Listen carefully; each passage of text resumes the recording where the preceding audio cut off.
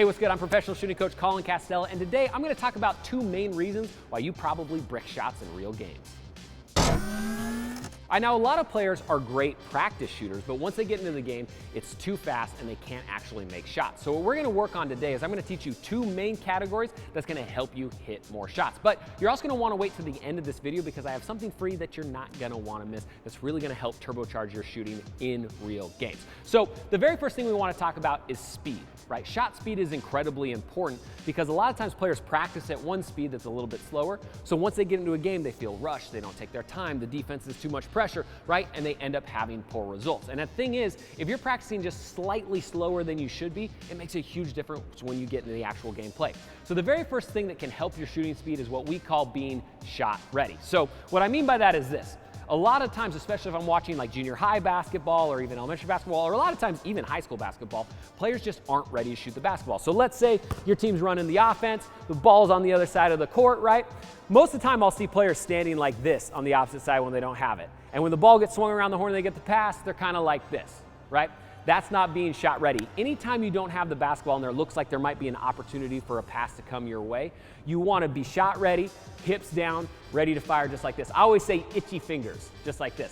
If you watch the best shooters on the planet, when they're getting ready to shoot, guys like Klay Thompson, he knows he wants to shoot, he's ready for it as soon as the ball comes.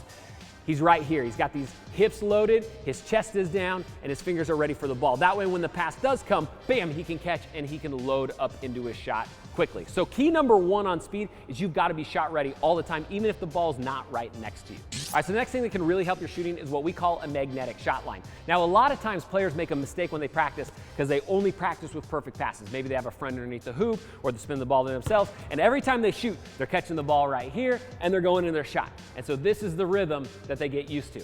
And that's great, but how many times in a game do you get a perfect pass directly to your chest? Not very often. If you play with some of the players I played with growing up, like most of the time, never, right? So what we want to work on is a magnetic shot line, whereas if the ball's on the outside of our body on a pass, up here, down here, up here, wherever it is, we don't have to move our whole body to go get it. Instead, we can control catch with one hand and magnetic back to our shot line. So I pretend like my shot line is right up the right side of my body because I'm a right-handed shooter. So no matter where the ball catches at, I'm gonna yank it back to the shot line. If it's low, I'm gonna yank it back to the shot line. If it's high on this side, I'm gonna move my guide hand over to the shot line, yank it back. Again, same thing, we can pull it back to that shot line fast from any catching scenario. It's gonna speed up your jumper because you don't have to move your entire body to the pass. And if you watch the best shooters in the world, they do this exact same thing. They reposition their body in the air as the ball's coming. If they can't get to it all the way, boom, they snap it down to that shot line and get that J up. If you can really work on that one-hand control and that one-hand snap, your shot's gonna get a lot faster and you're not gonna be rushed in actual games. All right, so the next key that can instantly give anybody a faster jump shot is what I call hot lava. Let me explain. Anytime you're getting ready to shoot, as soon as your hands touch the basketball, you want to pretend like the ground turns to hot lava and you want to pop your feet off of it as fast as you can, right? Think about like, let's say you're walking on some hot coals. The faster you move your feet on the hot coals, the less you're going to get burnt. So we're thinking the same thing. As soon as the ball touches, we're popping our toes, springing up into it. Now the whole key here is to keep our heels off of the ground. If you watch the best shooters on the planet, very rarely do you see them plant their heels into the ground because that actually steals a lot of your body's natural momentum and then you have to regather it up. And a lot of times that causes a slower shot. So anytime you're practicing, anytime you're working out, when we're getting ready for game situations, you want to make sure that you're going hot lava, heels off the ground, quick spring off the balls of your feet, spring it up as fast as you can. That will instantly increase your shooting speed, I guarantee it. All right, so we talked about shooting speed, right? That's kind of the first key component to being able to make more shots in real game. The next key component is super simple. It's targeting. And targeting is basically just the idea of having your eyes find the rim or the basket as soon as you possibly can. Now, it seems super self-explanatory. You're like, yeah, I look at the basket when I shoot. No duh, right? I'm not an idiot. But the thing is, most players target too late, so their brain doesn't get a long time to look at the hoop. So think about it like this. Your brain's a supercomputer, right?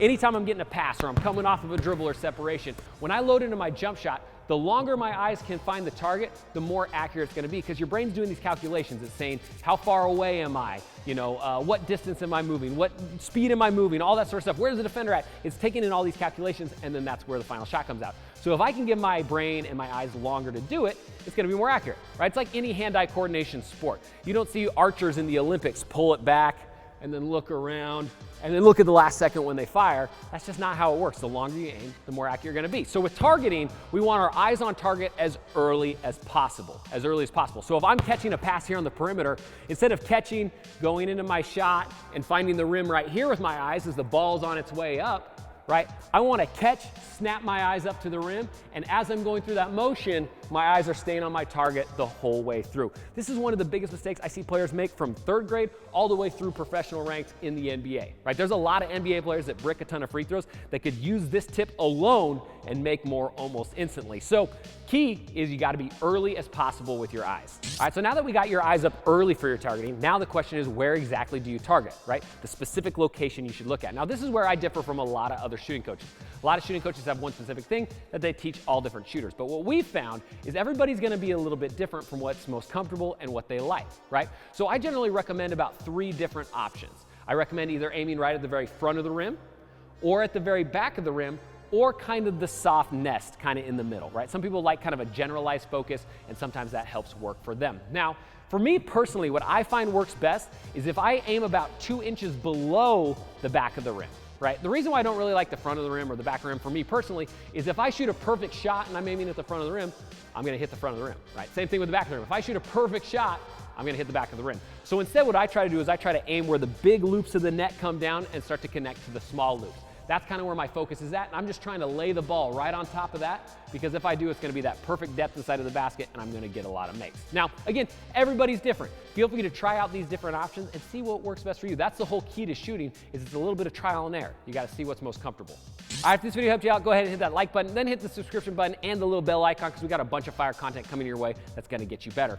Also, in the description down below, I've got a free workout called Quick Draw Shooting. It's my one-of-a-kind shooting workout that I put together that's gonna help you get a much more quick, fast, and dynamic jump shot inside real games. It's awesome. Players all over the world are using it, and it's one of the best things I've ever put together as far as quick shooting goes. So all you gotta do, link in the description, check it out, or the first comment in the comments down below as well. Again, I'm Coach Colin Castell with Shotmechanics Basketball. Thanks for watching, and until next time, splash on.